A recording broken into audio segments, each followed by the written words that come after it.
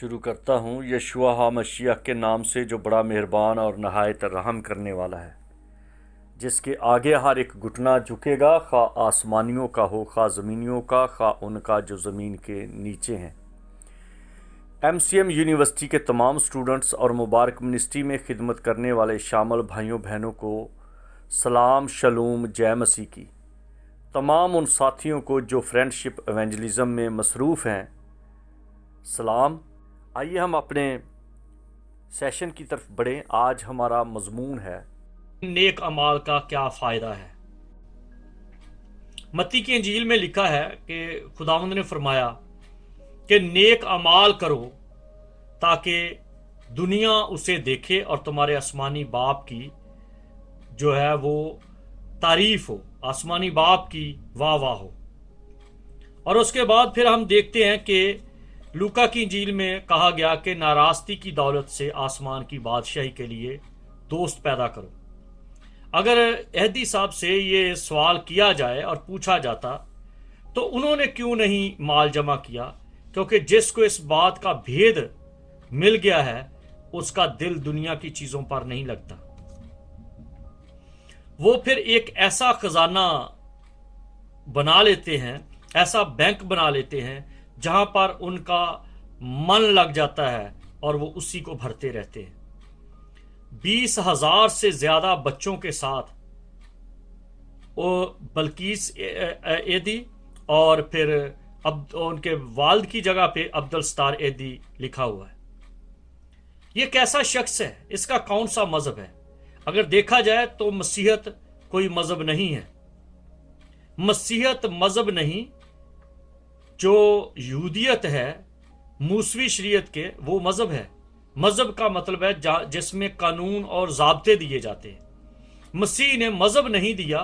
मसीह ने कहा कि जब तुम आपस में मोहब्बत रखोगे, फिर लिखा है कि तू अपने मानद अपने पड़ोसी से मोहब्बत रख। उनका मजहब जो हम दुनियावी जुबान में कह सकते हैं, उनका मजहब था मोहब्बत। अब मैं अपने तौर पे कुछ नहीं कह सकता, लेकिन दरख्त को उसके फलों से पहचाना जा सकता है कि जो शख्स बहुत मोहब्बत दिखाता है, किसी को नुकसान नहीं देता, हर एक को माफ करता है, तो उसका मजहब जो है वो मैं कह सकता हूं कि वो किसका फॉलोअर है। दुनिया में कोई भी ऐसा शख्स नहीं हुआ जो मोहब्बत का दर्स दे, जो किसी को मारे ना, जो अपने मुंह का नवाला दूसरों के साथ बांटे। तो वो कौन था? वो तो वाहिद एक ही जात है और वो यशुआ मसीह है। और खुदावंद का जलाल जो है वो हमारे नेक कामों से होता है। जो कोई नेक काम करता है, जो रहम करता है, जो दूसरों के साथ बैठता है, जो सादगी से जिंदगी गुजारता है। यशुआ मसीह ने कहा कि लोमड़ियों के भट्ट और हवा के परिंदों के लिए घोंसले और इब्ने आदम के लिए सर रखने के लिए जगह नहीं। जिस शख्स के पास जगह नहीं है, जो दूसरों को दे रहा है, बांट रहा है, इसका मतलब है कि वो मसीह का फॉलोअर है। ज़ाहरात या बातनी तौर पर, खुले तौर पे या पोशीदगी में, लेकिन वो फॉलोअर जो है वो मसीह का है, भले वो इकरार नहीं करता। फिर यह है कि खुदावंद के हजूर जो ऐसे काम करते हैं उनकी यादगारी होती है। मलाकी नबी की किताब उसका 3 बाब उसकी 16वीं 17वीं आयत में लिखा है कि जब खुदा तरसों ने जो तरस करते हैं, जिनके अंदर खुदा का तरस है, मैं माजरत के साथ बात करता हूं कि गरीबों को खाना खिलाया जाता है, राहीगीरों को खिलाया जाता है। इस्तिस्ना की किताब में लिखा है दाई यकी पर उनका हक है, गरीबों का, यतीमों का, मुसाफिरों का, और फिर उसमें से खुदा के लोगों का भी। आजकल क्या हो रहा है? क्या चर्चेज जो हैं वो तरस खा रहे हैं? मैं यूरोप में हूं, मैं खुदावंद की खिदमत में हूं, मुझे यूरोपियन लोगों ने बिशप मुकर्रर किया है, मैं बाइबल की तालीम से वाकिफ हूं, स्टूडेंट हूं। लेकिन इस बात के बारे में देखिए कि जो कोई तरस खाता है, लिखा जब खुदा तरसों ने आपस में गुफ्तगू की। ये नहीं कि जो चर्च बिल्डिंग्स बना रहे हैं, ये नहीं कि जो चर्च जो लोगों को लूट खा रहे हैं, जो हर तरह से कोशिश करते हैं कि उनके खजाने भरे नहीं। अगर हम मकाशवा की किताब पढ़ें तो लिखा है कि उनके अमाल उनके साथ साथ है। जो कोई अच्छे अमाल करता है उनके अमाल उसके साथ साथ है। फिर मकाशवा की किताब उसके 20वें बाब की 12वीं आयत में लिखा है कि किताबें खोली गई और अमाल की उनके अमाल के मुताबिक उनका हिसाब किया गया। निजात मसीह के खून से है, लेकिन अजर जो है वो अजर खुद कमाना है, अजर के काम खुद करने हैं, अजर के काम अमाल हैं। अयूब की किताब में लिखा है कि वो अमाल करता है और कहता है, खुदा के साथ बात कर रहा है और कहता है कि कब मेरे घर से कोई बेवा रोती हुई गई, कब किसी यतीम को मैंने दुख में छोड़ दिया। और आखिर पर लिखा कि खुदा ने उसको कहा कि अब तू खड़ा हो, कमर बांध और अपनी बरकतें ले। अब आगे आ जाएं तो यकूब की बात है, जो बड़ा यकूब था, जो पहला बिशप था, जो मसीह का भाई था। वो कहता है कि मैं ईमान तुझे दिखाता हूं अमाल के साथ, क्योंकि ईमान अगर है तो फिर अमाल अगर नहीं है तो उसका कोई फायदा नहीं है। फिर उसके बाद हम आगे बढ़ते हैं, क्योंकि मैं आप सारे कलाम को समझते हैं। अगर कोई मजीद सवाल है तो मेरे साथ राब्ता कर सकते हैं, और अगर कोई किसी उलझन में है तो वो भी जरूर मेरे साथ राब्ता कर सकता है। कि लूका की इंजील 12वें बाब की 33वीं आयत में लिखा है कि खरायत करना ऐसे है जैसे वो आसमान पर माल जमा करता है। अब हम अपने दाएं बाएं देखें, हिंदुओं को, सिखों को, मुसलमानों को वो सदका देते हैं, वो न्याज देते हैं, वो फितराने देते हैं, वो लोगों का पर बड़ा बड़ा रहम करते हैं। बेशक और भी उनकी बातें हैं, लेकिन कुछ करने में वो लगे हुए हैं। अब पूरी दुनिया में हम अगर देखें, अपने मुल्क को देखें, अपने दाएं बाएं अपने रिश्तेदारों को देखें, पहले लोग थे सब्जी बांट लेते थे, किसी के साथ मिलकर किसी के घर से खाना खाते थे, और अब सिर्फ यही है, मुझे दे दो, मुझे दे दो, मुझे दे दो। क्योंकि जो रास्तबाजी का अजर है वो लूका 14 की 14 में लिखा है कि वो रखा गया है। अगर रास्तबाजी के काम कोई, ये नहीं कि हर वक्त बाइबल प्रीच करते रहें, ये नहीं कि बीमारों पर हाथ रख रख के दुआ करें, ये नहीं कि जाके कुछ और करते रहें। रास्तबाजी के काम है रहम करना, किसी को बांट कर देना, किसी का ख्याल करना, किसी के तन पे कपड़े देने, किसी के पांव में जूती देनी, किसी को तालीम देनी। मसीह की 5 यही खिदमतें थी। इसलिए मेरे अजीजों इस बात पर गौर करें, क्योंकि गरीब लाजर की बात जब आप पढ़ते हैं तो अमीर आदमी को सजा इसलिए मिली कि उसने लाजर को नहीं दिया। बहुत सारे हमारे इर्द गिर्द देखें कितने लाजर हैं। जरूरी नहीं कि वो नसूरों से भरे हुए हों, जरूरी नहीं कि वो हमारे दरवाजे पर डाले जाएं। वो लाजर का मतलब है गरीब। वो गरीब हैं, उनको देखिए कि किस हाल में हैं। क्या कोई हमारी गली में, हमारे मोहल्ले में, हमारे एरिया में कोई ऐसा है जिसके पास दवाई नहीं, जिसके पास कपड़ा नहीं, जिसके पास कोई ऐसी खुशी नहीं कि आप अपने टाइम में से, अगर कोई जेब से नहीं दे सकता, टाइम में से कोई टाइम निकालो। वालदैन के लिए बच्चों के पास टाइम नहीं, अपने टाइम का ही भी, मैं अरबी का लफ्ज इस्तेमाल करता हूं सदका, अबरानी जुबान का लफ्ज भी सदका है। तो यह है कि अपने टाइम का ही कुछ ना कुछ शुक्राना फितराना दे दो। अपने माँ बाप के पास बैठो, किसी गरीब के पास बैठो, उसका हाल पूछो, उसको पूछो कि तेरा क्या हाल है। ये नहीं कि उसका सुन के दूसरों को बताओ, मक्खी के तरीका काम ना करें, बल्कि किसी के पास बैठकर उसका हाल अहवाल पूछें, उसका साथ दें, तो फिर उसका अजर मिलेगा। आज जो आप बोएंगे वो ही काटेंगे। आज जो कुछ आप जैसा पौधा लगाएंगे वैसे ही फूल निकलेंगे। अगर आप किसी का हाल अहवाल नहीं पूछते, खुदा तरसी जिंदगी में नहीं है, तो हम किस तरह से तवक्को कर सकते हैं कि मुझ पर भी तरस खाया जाए। जैसे मसीह खुदा ने दुआए रबानी में उन्होंने सिखाया कि जिस तरह मैं कसूर माफ करता हूं, मेरे भी कसूर माफ कर। जिसका मतलब है जैसा मैं करता हूं वैसा तू भी मेरे साथ कर। अपनी अदालत, अपना एहतसाब खुद कर रहे हैं खुदा के सामने। इसलिए मेरी आपसे यह दरखास्त है कि कोशिश करें ज्यादा से ज्यादा अपनी जेब से दूसरों को कुछ दें।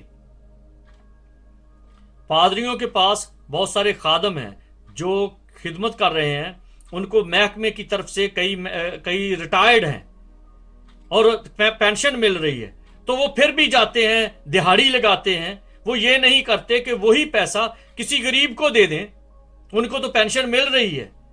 आपने पहले इतना कमा लिया है, रिटायरमेंट के पैसे अपनी औलाद को दे दिए हैं, अब ये तो करो कि जो अब आपका चल रहा है खाना पानी, उसमें से दूसरों को दे दो। कितना इकट्ठा कर लेंगे? क्या मुल्क खरीदना है या हमेशा इस दुनिया में रहना है, या क्या करेंगे? बेटियां ब्याह दी गई हैं, बेटे ब्याह दिए गए हैं, बुजुर्ग आपकी बुजुर्गी का आलम है, फिर भी इकट्ठा कर रहे हो। उनको अपने लिए कुछ ऐसा भी कर गुजरो, क्योंकि कलाम में लिखा है जो गरीब को देता है, मस्कीन को देता है, बेवा को देता है, यतीम का हाल पूछता है, यतीम को देता है, वो खुदा को कर्ज देता है। और जो लूटता है, साफ तौर पे लिखा है कि तुम मुझे लूटते हो, तुम मुझे ठगते हो। ये पादरी साहबान, ये जो रिटायर्ड पादरी हैं, जिनको अब काम कोई महकमा लेता नहीं, तो उनको अब मुझे खुदावंद ने कहा ये खिदमत कर। पहले तुझे खुदावंद ने नहीं कहा, अब तू खिदमत कर रहा है। और अब जो तेरे पास लोगों जो फुल टाइम खिदमत में है, उनका भी तू ऊपर ऊपर से इकट्ठा करके लेके जा रहा है। किसको देगा अजर? उनका अजर उनके साथ साथ है, उनके अमाल उनके साथ साथ हैं, अमाल के मुताबिक हिसाब होगा। ये गलत फहमी में ना रहें। नजात मसीह के खून से है, और नजात जो है वो बकरे छतरे से नहीं है। नजात सिर्फ मसीह के खून से है, लेकिन बकरे छतरे रुके नहीं है। बकरे छतरे हैं ज़ियाफत की बात। लिखा है अगर तू ज़ियाफत करता है, बनाता है, तो गरीब गुरबा को बुला, तब तेरे ऊपर रहमत होगी। रिश्तेदारों को बुलाते हैं, उनको खिलाते हैं, फिर उसी एक दिन का होटल बना लेते हैं। रिश्तेदारों को बुलाया, खिलाया, उनसे पैसे ले लिए। कईयों ने बिजनेस बना लिया, बच्चे का हकीका कर लिया, हालांकि ये एक मजहबी रस्म है जो हकीका है, तो हमने उसका नया नाम रख लिया है, हकीका, कीका, कई इस तरह के नाम। बच्चे की मंगनी करना, शादी करना, ये तो ठीक है। दूसरे मजाहिब के जो त्यौहार हैं, दूसरे मजाहिब की जो रसूम है, वो हमने होटल के नाम पर बना ली कि एक दिन का होटलिंग करेंगे जी, आज हम इस तरह करेंगे, सब रिश्तेदारों को बुलाएंगे, हकीका करेंगे, हकीका होटल है, आ जाओ, आज खाओ, हमें पैसे दो, जाओ। और कभी सोचा है कि हमारे पास हमारी कमेटी निकल आई, मेरी लॉटरी निकल आई, मेरे पास इतना पैसा है, आज एक देग बनाऊं और गरीब गुरबा को दे दूं। उनको जो नशे वाले हैं, उनको जो मांगने वाले हैं, ये नहीं कि क्रिश्चियन हो या मुसलमान हो, हिंदू हो या सिख हो, गरीब गुरबा जो है उनका कोई मजहब नहीं है। उनका मजहब सिर्फ रोटी है, उनका मजहब सिर्फ ये है। जब आप मोहब्बत करेंगे लोगों को, फिर लोग आपको देखेंगे कि आपके अंदर मसीह है। अगर कोई मुसलमान इस तरह करता है तो लोग ऑटोमेटिकली समझते हैं कि इसका रहनुमा जो है वो कितना मोहब्बत करने वाला है। जब मसीही करेंगे तो लोग जानेंगे कि इसका जो निजात दहिंदा है वो कितना रहम करने वाला है, इसलिए उसके फॉलोअर ये करते हैं। सिखों को देखो, गुरु नानक ने दर्श दिया, अब तक देखिए कि उनके हर मुल्क में, यूरोप में, अमेरिका, कनाडा में उनके गुरुद्वारे हैं, खाने चल रहे हैं, क्योंकि उनके लीडर ने कहा। और हमारे लीडर ने, यीशु मसीह ने कहा है कि दिया करो, बांटा करो, दिया करो, तुम्हें भी दिया जाएगा। तुम्हें कौन देगा? रिश्तेदारों को दो ताकि वो आपको दें? नहीं, तुम दिया करो, आसमान से तुम्हारे लिए दरीचे खुलेंगे।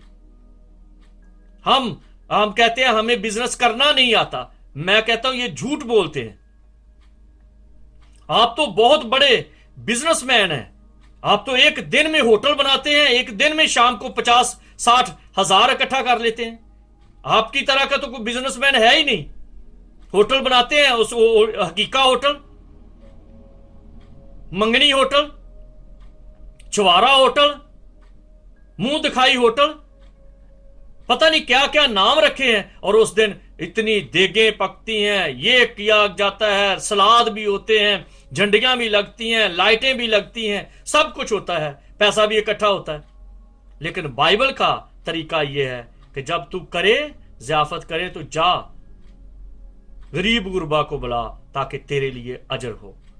मेरे अजीजों, बातें कड़वी हैं लेकिन कलाम की हैं, इसीलिए हमें बरकत नहीं मिलती, क्योंकि हम हर तरह से मिनिस्ट्री को भी, आजकल मिनिस्ट्री नहीं है, आजकल ये खुदा की खिदमत नहीं है, आजकल ये मिनिस्ट्री, चर्च मिनिस्ट्री जो है, ये चर्च इंडस्ट्री बन चुका है। कोई जॉब नहीं मिलता, चर्च बना लो, नहीं कोई सेमिनरी की, नहीं कोई किसी के शागिर्द बने, ना किसी से सीखा। हमने रूह से सीखा है। टमाटर खरीदते हो तो वहां पर चुन चुन के लेते हो, दुकानों पे कपड़ा लेना है तो आप 70 दुकानें घूमते हो, ये कपड़ा, ये स्टाफ अच्छा नहीं, ये स्टाफ अच्छा नहीं। और खिदमत में कोई प्रॉब्लम ही नहीं, जो भी आके कुंडी खड़काए वही हमारा पादरी, हर गली में एक पादरी, हर जगह पे मजमा लगाने वाला का तरीका है। ये तरीका खुदा के कलाम का नहीं है। यीशु मसीह के शागिर्द 3.5 साल मसीह की ताबेदारी में रहे। पालूस कहता है, मैंने गैमलियल के कदमों में बैठ के 3 साल तालीम हासिल की। यशुआ कितने साल मूसा के साथ रहा। इसी वजह से सिर्फ लोग, आज के लोग अपनी रोज रोटी का सिस्टम चला रहे हैं। इसी वजह से नई नई तालीमें हैं। आजकल क्या खुद सीखे नहीं है, कोई अपने आप को बिशप लिख रहा है, कोई अपने आप को डॉक्टर लिख रहा है, किसी ने अपना बाइबल स्कूल बना लिया है। कलाम में लिखा, अंधे राह दिखाने वाले हैं, खुद उस कलाम की सच्चाई को गहरे तौर पर जानते नहीं हैं, खुद उस पर अमल नहीं करते, खुद दायकी देते नहीं, खुद किसी के लिए बांटते नहीं, लेकिन दूसरों को कहते हैं हमें दो, खुदावंद आपको बरकत देगा। वे तो सेम मांगने वाले की बात है, दो अल्लाह के नाम पर, तुम्हें भी अल्लाह देगा। क्या फर्क हुआ? खुदा के कलाम की सच्चाई को जाने मेरे अजीजों, उनके अमाल उनके साथ साथ हैं। किताबें खोली गई और अमाल की किताब भी खोली गई। आसमान पर माल जमा करो, फिर लिखा है नेकी के काम करो ताकि इससे तुम्हारे आसमानी बाप की का जलाल जाहिर हो, तारीफ हो। जब खुदा तरसों ने आपस में गुफ्तगू की तो खुदावंद के हुजूर यादगारी का दफ्तर, जो खुदा तरस हैं, जो तरस लोगों पर खाते हैं, उनकी यादगारी खुदावंद के सामने होती है। जो लोगों को छील रहे हैं, काट रहे हैं, लूट रहे हैं, मिनिस्ट्री, चर्च इंडस्ट्री जिन्होंने बना रखी है, चर्चेस ब्रांचेज खोली गई हैं, उन पर, उनके लिए यादगारी नहीं है। वो आखिरी दिन, मत्ती की इंजील 7वें बाब में लिखा है कि आखिरी दिन वो कहेगा मेरी कभी तुमसे वाकफियत नहीं, क्योंकि उन्होंने ढोंग रचाया हुआ है। जैसे हकीका होटल है, उसी तरह शिफा हॉस्पिटल बनाए हुए हैं। नजात का कलाम नहीं है, मसीह की पूरी तालीम नहीं है, सिर्फ यह है कि आओ तो शफा पाओ। होटलों के अगेंस्ट हैं हकीका होटल और हॉस्पिटल।